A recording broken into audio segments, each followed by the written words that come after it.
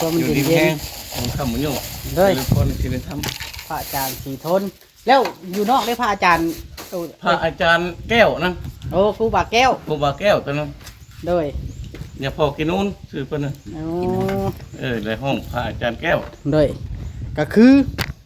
ขน้อยนี่กับผู้รักผู้ใหญ่เพิ่นน่ะนะ อืม มีแผนแบบนี้ได้เว้าไว้แล้วเด้ ดีแล้ว ได้เว้าไว้แล้วว่าสิเฮ็ดบุญสิเฮ็ดกองบุญหาพ่อเฒ่าชุนทรฮู้จักบ่พ่อเฒ่าชุนทรผู้แล้วเสียผัวชาวแดงอ่อนน่ะ หูจัก เคยเห็นแล้วบ่ เคยเห็นนะคำไปฉูดเราตายกี่ โอ้ ก็ใช้คอยแล้วไปฉูด โดยเพราะว่าสิตั้งกองบุญหาเราตั้งอยู่นี่นะได้บ่ ไหนจะเป็นหยังว่าน้ำเท่าน้ำแก้ก็ได้แล้วจะฆ่าหยังตั้งอยู่ในมันเฮานี่มันไงนี่ สิตั้งของบุญเฮ็ดบ่ใหญ่นี่เฮ็ดเพราะแต่มันแล้วนี่แหละ ตั้งอยู่บ้านยาแก้วก็ได้ ตั้งอยู่บ้านยาแก้วก็ได้ ของเราตายอยู่บนนี้ เออ อันคอยที่พาออกไปว่าน้ำยาแก้ว โดย บ่ยากเฮียกับยาแก้วออกไปรถเดี๋ยวนี้ โดยสิเว้าแปลว่าอยากตั้งกองบุญจัก2กองพุ่นว่าผู้เช้าอยู่นี่แหละ บูชาน้ำคอยกองนึงน่ะน้ำยาแก้วกองนึง โดยฝากติดตามเบาโอลิแหน่เด้อพี่น้องเบิดสุปูสุคนสวัสดีพี่น้องเด้อทักทายสบายดีพี่น้องกันเบิดสุปูสุคนเบิดสุหม่องสุบอนพี่น้องเนาะมื้อนี้เบาโอลิก็อยู่ที่วัดบ้านผลสว่างพี่น้องเนาะเป็นวัดของครูบาสีทนหรือว่าพระอาจารย์สีทนเพิ่นพี่น้องเนาะที่เบาโอลิได้มามอบรถถีบไฟฟ้าให้ในมื้อก่อนเนาะที่ว่าพาผู้รักผู้ใหญ่เพิ่นมามอบรถถีบไฟฟ้าให้ครูบาสีทนฮะตอนนี้เพิ่นก็กำลังก่อสร้างอันประตูโขงวัดพี่น้องเนาะประตูโขงวัดก็คือเห็นบ่บ่จอย เห็นเพื่อนบ่เห็นเพื่อนบ่มาอันก็คืออันนั้นพี่น้องเนาะเห็นบ่าวจอยเบาลิก็เลยเอิ้นบ่าวจอยเนาะพี่น้องก็คือมื้อนี้เบาลิมีภารกิจก็คือสิมาพัวพันเวียกงานพี่น้องเนาะว่าเฮาสิตั้งกองบุญเนาะจากแม่สมนัสไสยนาลีครอบครัวของเพิ่นนั่นแหละเพิ่นสิตั้งกองบุญหาพ่อเฒ่าสุนทรกับพ่อเฒ่าแพทย์เพิ่นสิตั้งกองบุญเบาลีแล้วได้เสนอเพิ่นว่าสิตั้งอยู่นี้อยู่วัดเลยนะให้ครูบาสีทนเป็นผู้รักผู้ใหญ่แล้วก็เป็นเดี๋ยวที่ปรึกษาเพิ่นว่าสิเฮ็ดไปในรูปแบบใดแล้วก็สิมนต์ครูบานะมานั่นเนาะมนต์ครูบาอันมาเฮ็ดนั้นเนาะพี่น้องเนาะมาเฮ็ดอันให้มันแล้วว่าซั่นซะเบาลีก็สิอันบูชาเอากองบุญนี่แหละกองนึงกองละเท่าไรพี่น้อง3-4 แสนบอกกับบูชาไปเพราะเขาบูชาในวัดแล้วก็เข้าวัดคือเก่านะเราบูชาพอเฮ็ดตามฮีตของประเพณีเฮาให้มันแล้วสมบูรณ์เนาะแม่สมนัสไสยนารีแล้วก็ครอบครัวเพิ่นเนาะจะทางหมู่คู่ลูกหลานเพิ่นอะไรเบิ่นหันเนาะพี่น้องแต่ก็ให้เพิ่นอยู่ดีมีแฮงเด้อสาธุเอามื้อนี้บ่าวจ้อยก็มาแล้วพี่น้องเอ้ยบ่าวจ้อยเห็นเพิ่นบ่ เห็นอยู่วัด ฮะ เดี๋ยวเพนออกมา เพิ่นเว้าบ่เพิ่นออกไปยังอะน่ะ ไปเวียกเพนวะไปจัดกันเนาะ ก็คือก่อยสิมาพัวพันเวียกงานเกี่ยวกับอันนั้นบ่จ่อย เออ สิเฮ็ดอันกองบุญหาพระเฒ่าสุนทรกับประตูแพทย์ อืม ก่อยว่าสิให้เพิ่นแหละสิมาถามเพิ่นว่าเฮ็ดแบบใดนะอยากตั้งกองบุญอยู่นี้แล้วก็เฮ็ดอันกองบุญขึ้นมาเลย อืม สิตั้ง3กองกองหนึงให้พระเฒ่าแพทย์กองหนึงให้พระเฒ่าสุนทร เออก องหนึงแล้วค่อยสิตั้งให้พระเฒ่าสุนทรต่างหากเพราะว่าค่อยได้เว้าไว้แล้วนะ เออ สิตั้ง ปาก เพิ่ เพ น น ขึ้ ไว้ น แล้ว โดยจะเฮ็ดไปตามฮีตของประเพณีบ้านเฮา อืม เนาะเอารับปากไว้แล้วกับครูบาอาจารย์นี่เขาขึ้นคำบ่ได้นะ แมนพวก เอาต้องเห็ดให้มันเลยตัว ต้องไว้ดิ แล้วที่เบาลี่ชื่อหายบ่ หมูแล้ว โอ้คือเหงื่อแท้เอาเข้าห่มแท้น้ำ เรียว บาด มาเรียวมา ต้องไว้ดิ พ่อโยเรียวมา มีเวียกหน่อยเดียวมีเวียกปรึกษา อืม เนาะ กันท้องเนาะ นี่แหละพี่น้องเนาะบ่าวจ้อยได้อาศัยบ่าวจ้อยได้บอกเอ้าได้น้ำแดงบ่นะได้น้ำแดงบ่โอ้ยเสียดายบ่มีน้ำแข็งเนาะ น้ำแดง กันน้ำแข็งมีโอ้ มีนั่นน้ำแข็งไหม เดี๋ยวเย็นชูบ่าวจ้อยกินนี่เนาะ โอ้ต้นหลายแท้นี่ นั่นตัวเย็นนะ ต้นหลายลีนี่ แล้ว เอ้ยครูบาเอ้ยพระอาจารย์สีทนปั่นบ่จ้อยนี่ขวดหนึงเย็นๆก็ได้ปั่นบ่จ้อยนี่แล้วจัง นั่นแหละรูทีนเนาะบือสบายเลย สาธุครูบากินแม่บ่จ้อยอันนึงนี่นะเฮายังบ่ได้สบายเพิ่นเด้นี่เอาสบายเพิ่นไว้กินไว้ฉัน มาฉันได้ đây để ok má mấy bữa mà nhìn kì này đó đồ phô nhiều không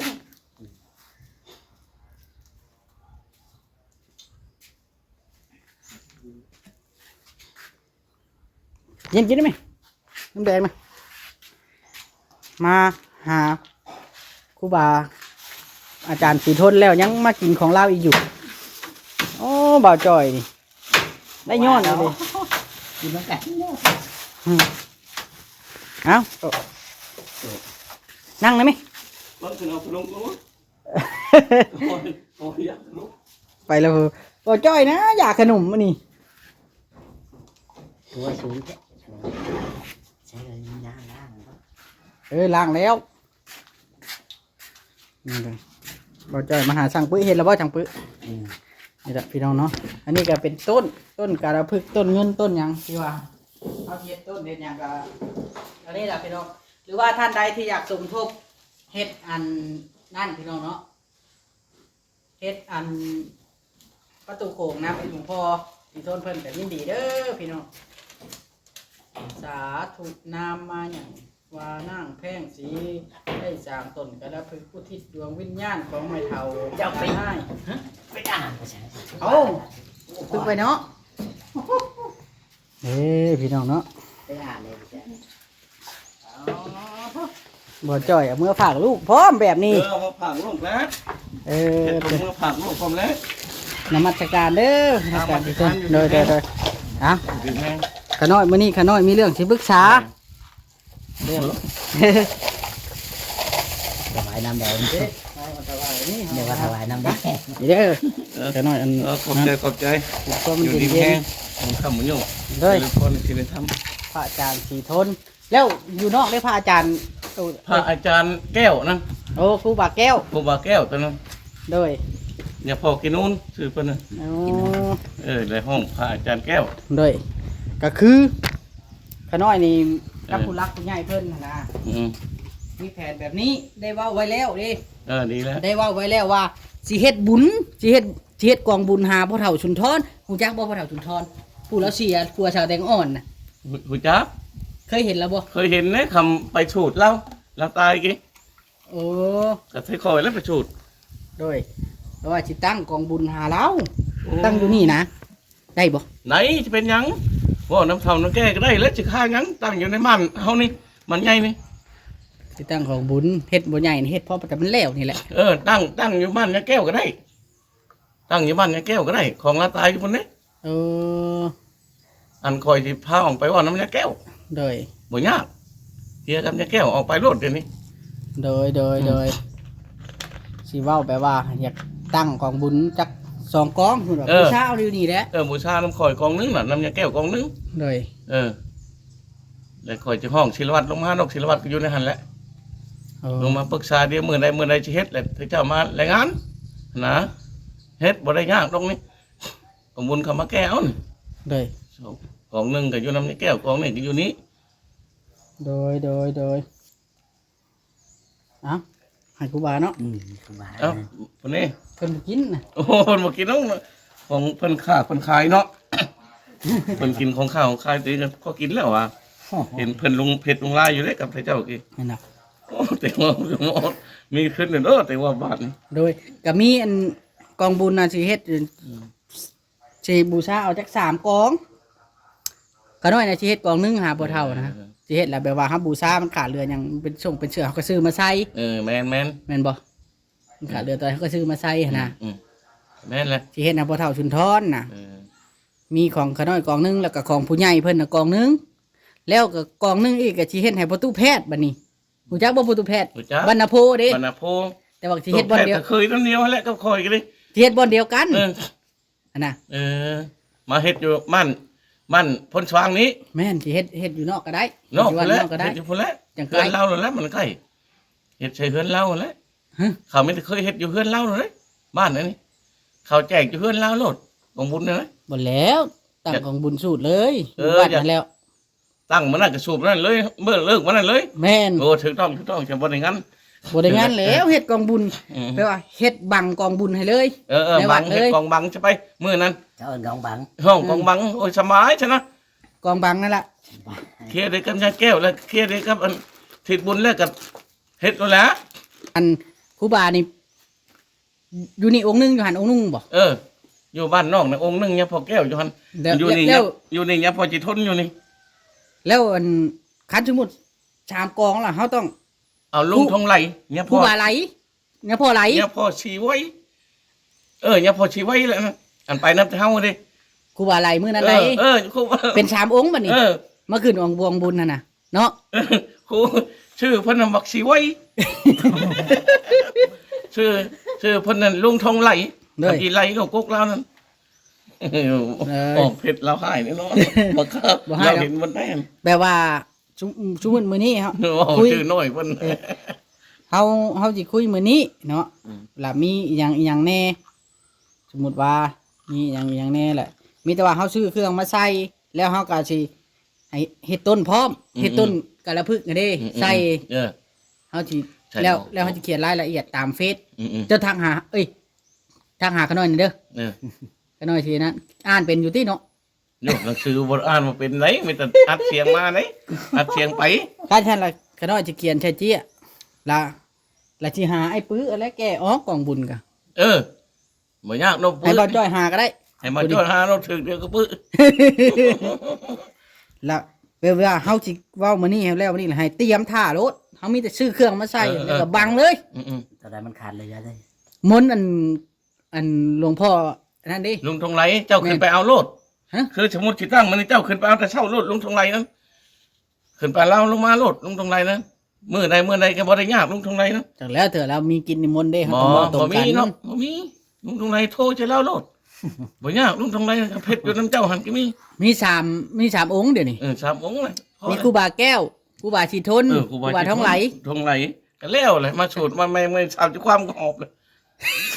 พอแล้วให้ฮอดให้ถึงเนาะ หอดอยู่รอกเย็นน้ำไปแล้วหอดอยู่รอก พระเข้าพระน้ำเด้ พระเขาพระน้ำกับ เฮ็ดให้3องค์เนาะ 3องค์เท่านั้น3ผ้าก็คอยกับสันนั่นยังพอจะทนกับสันนั่นยังพอกินนู่นสันพวกนั้นกับสันนะกันแล้วเย็นน้ำไปแล้วก็แล้วเลยแล้วก็ได้เลย 3องค์บ่ 3องค์เท่านั้นพระจะมาลาย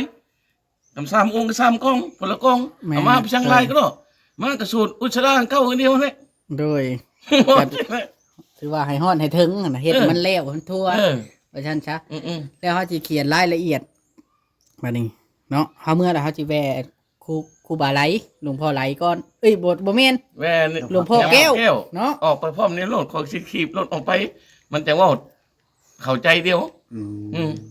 แม่น เขาต้อง เอา ค อั น น เขาเองไปหาแล้วผมเลย โดยเฮาอาจสิบ่ได้ทายอยู่หั่นน่ะ หน่อยพัดโอ้ยเขาบอกออกไปน้ำแหละมันบอกขับมาแน่นี่คนที่เขาออกไปว่าน้ำเพิ่นขังแน่รถ โดย ที่เพิ่นรู้จักกันเนาะ โอ้จักกันสิตั้งมันนั่นมันนี่แต่บูชาเอากองบุญน้ำมันยานี่แล้วกระทอดใช้ยาคือเก่าอันยาขึ้นคือเก่า โดย และกันลุงทงไรก็ขึ้นคือเก่ายังพอจิทนก็ขึ้นคือเก่าแล้วมื้อนั้นมื้อนี้ขน้อยสิมาอันยาชุมยาค่าเกียไม่ท่า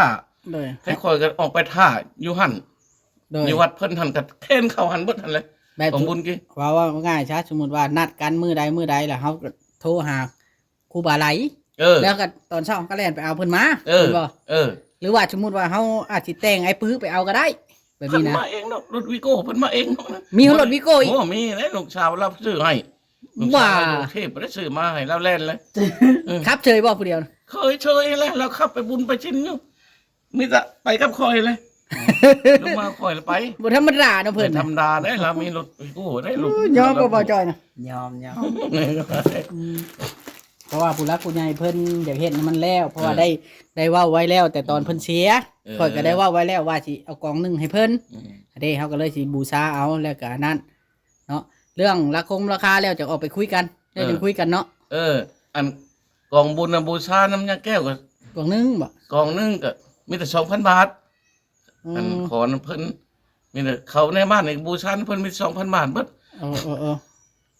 คือคอยนี่อยากให้ชำได้ก็ให้คนตัวเองอยากให้พันหาก็เอาดอกคอยนะมันเว่าบ่ได้เท่านั้น โดย ฉันดอกมานี่กองบุญชามกองนั้นสิเอาสิใช้กองนึงไปบูชาน้ำลุงทองไรบ่ ให้เราแก่มาบ่ ให้เราแก้มาให้แก้มาตั้งแล้วเนาะแม่นบ่คำอาศัยเราได้อยู่น้ำแก้วสิเบิดก็สิบ่เป็นแล้วสิ4,000 บาทก็ต้องไปเว่าน้ำคนเตียงหนึ่งซ้ำคนเตียงลุงทองไรนั่นกินนี่ขน้อย บ่แล้วเว่าให้มันถึกๆแล้ว นั่นแหละจะว่า ต้องเว่าให้ถึกๆเพื่อแก่มาพร้อม ให้เพิ่นแก้มาพร้อมแล้ว เงิน น้อย บ่ได้หลายครับ เออ เนาะ ขน้อยวันหลายเว่าน้ำลาวโน่นขน้อยบูชาน้ำยานั่น2,000 บาทอันยาขึ้นเก้าแล้วเรียบร้อยแล้วยาแก้เมื่อเก้าเราหัวออกเลยเห็นดอก โอ้ เพิ่งอันยาแล้วจะแล้วแหละสิยากพี่ซังอันตัวนี้ โดยเอาถือว่าได้พอสมควรแล้วพี่น้องเอ้ยเนาะได้พอสมควรอยู่เพราะว่ากองบุญนำบ่ได้ตกเฮียไปใช้ เออ เด้ คิดต้องเคลียร์ไป กองไผกองมันก็ ของ ขึ้น ไป เอา ของมันคือเก้าการเห็ดต้นใช้หัวเบ้งห่างกะต้น1 2 ต้นก็แล้วไป โดย เอาก็ใส่หมออ้อมหัน2,000กี่ดีคันว่าถ้ามีจิตใจศรัทธา2,000 บาทก็ได้1,500ก็ได้1,100ก็ได้บ่ได้ค่าใส่กองบุญ1,100ก็ได้2,000ก็ได้ ใช่นะบ่ เออเขาอยากใส่นะ เนี่ยเป็นทาเมื่อยทาเนี่ย ถือว่าแล้วแต่ชัดท่าใช่กองบุญเนาะ เออแล้วแต่ศรัทธาใส่ เดินมาแล้ว บ่แม่นสิว่าเนี่ยครูว่าอ่ะ2,000 บาทเด้อแล้วบ้าบ่น้อยบ่แม่น อาจจะเจ้าที่ใส่1,100ก็ใส่500ก็ใส่ โดย คำเฮ็ดบุญกินทานบ่แม่นว่าสิคัดเอากินเอาบ่แม่นได้ อิงเป็นเจ้าทาน ยิงเจ้าทานได้ เจ้าไปทานคนเจ้าได้เนาะ ทำคนเฮาคือเก่าทาน เฮ็ด เอง คนบุญไปทาน เอาถือว่าได้คุยกับหลวงพ่อท้องไหลแล้วก็หลวงพ่อสีทนยังแต่ครูบาแก้วบัดนี้เพิ่นก็คือสิง่ายอยู่ดอกเนาะ ง่ายดอก เฮ็ดวัดทางนอกวัดเคยพาบ่เฒ่าชุนทรใส่บาตรเทื่อนึงในวัดนะแต่ก่อนเคยมาถวายผ้าไตรจีวรเทื่อนึงเพราะว่าเพิ่นแต่ตอนยังบ่ตาย มีแต่ว่าเห็นดีกันอยู่คุยกับเพิ่นกว่า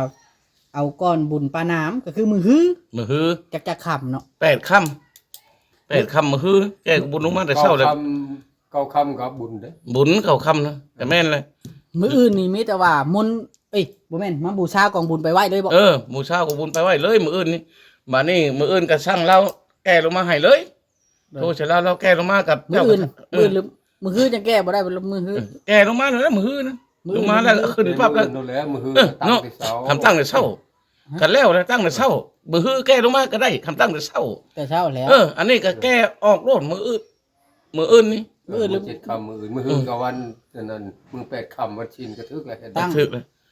ตั้งสูตรแล้วก็แล้ว ใส่ เนาะ บาตรมือวันชินเด้ คำข้าวนิดนึงสูตรมันจะเฮิงไปจัง โอเคถือว่าได้เข้าใจกับเพิ่นแล้วเนาะ ตามนั้น อีกไปไว้เจ้าเด้อนี่เจ้าไปนอนอ่านมันเด้ออยู่กันน่ะ โดย มือฮืออยู่แต่มื้ออื่นเด้ออยู่แต่มื้ออื่นมือฮือน่ะเจ้ามาแต่เช้าก็เกียมมันเช้าซื้อหมักไม้หมักตอกมาตักบาตรจานน้ำใช้ยาพอจิทน โดย หมักเกี้ยงชีคักๆแล้วมาให้เพิ่นโลดยาพอจิทนมัก หน่วยใหญ่ๆมาใช้บาตรเพิ่นกลุ่ม ถือว่าได้3องค์ขึ้นกองบุญน่ะ3กอง เดี๋ยวนี้นะสิเฮ็ดให้แล้วให้ทั่วบูชากองบุญกับกองละล้านพี่น้องเนาะแล้วก็ใส่หม้ออ้อม หมอเอาอยู่ในหันเลยนะ ใส่หม้ออ้อมน่ะ700,000 พูด1,000 บาทหมอฮอด7แสนก็1,000 บาท พุละพันเนาะ พูด1,000แล้วอ่านเบิ่งให้มือเลยกินนะ แล้ว เท่า ก็ นั้น ใส่ซองอีกคนละ100,000 ก็แล้วเลย เพราะว่าอันเพื่อเฮ็ดต้นเฮ็ดหยังอีกเด้ ต้นก็ซ้ำไรก็ใส่ โดย มันจะคาบจัง โอเค าไปงั้น บัด เฮาตั้งตอนเช้าเฮาเค้นให้เพิ่น นี่เด้อ แล้ว ได้ ก็ให้ครูบาสิทนผู้พันตื้มอีก ก็ออกไปน้ำเดียวโลดเดี๋ยวนี้ โดย ไป ผู้ อ พั อน กไป ตื้มโอเคบัด โอ นี้ เค สบายดีก่อน สบายดีอยู่ดีแม่งสบายดีส่งมาร่ำรวย โดยโอเค เจริญพรในชิน ไป ธรรม จ้อยไป ไปมาจ้อยออกไป เอารถนี่นะ อ่านเมฆ จะทุ่ง เดี๋ยวโทร เดี๋ยวทุก เอาทั้งคู่ครูบา ให้ทั้งครูป่ะครูบา บ่แม่นไปสิเอาทั้งคู่เด้พี่น้อง ครูบาเราเป็นอาจารย์ มีถุงยัง เดี๋ยว ถุงยัง จะสิเอิ้นจังได๋ ออกใจ ถือว่าเราเป็นนักพัฒนา แต่ก่อนน่ะเพิ่นเฮ็ดวัดประตูคงอยู่อันปานนาโพกับแม่สมนัตเคยช่วยเพิ่นตะกี้ฮะเคยอันช่วยเพิ่นเฮ็ดได้พี่น้องเอ้ยนั่นดิอันนี้ตัวนี้เพิ่นก็มาเริ่มเฮ็ดอีกสบายดีเจ้านะมาคุยกับปู่บาเด้ครูบาว่าเดี๋ยวมื้อใส่บาตรก่อนสิพาจะมาเด้อมื้ออันเฮ็ดของมื้อนะพาแล้วก็แต่งตัวมาใส่บาตรโอเคบาตรนี่พี่น้องเอ้ยเนาะจังใดก็